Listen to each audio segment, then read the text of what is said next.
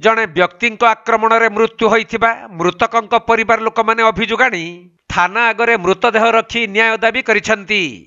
मिलिथिबा सूचना अनुसार नयागढ़ जिला चांदपुर थाना अधीनस्थ मेडिकल स्टाण्ड निकटरे कंध नयागढ़ ग्रामर प्रहलाद बरात पान और लसी दुकान करथिले।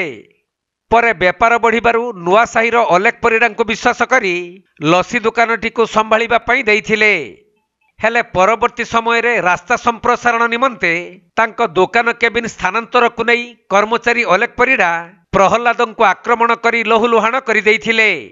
तेणु तांको अति गुरुतर अवस्था प्रथमे चांदपुर बसंत मंजरी स्वास्थ्य केन्द्र अपरे भुवनेश्वर को स्थानांतरित करा जाइथिले भी चिकित्साधीन अवस्था प्रहलादंकर मृत्यु होइथिला।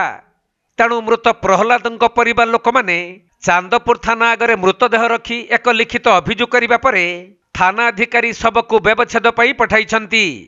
सेपटे एही घटना को 24 घंटा ऊर्ध्व बीती जाइथिले भी पुलिस अभियुक्त को धरिबारे सफल होई नथिबा जणा पड़िछि।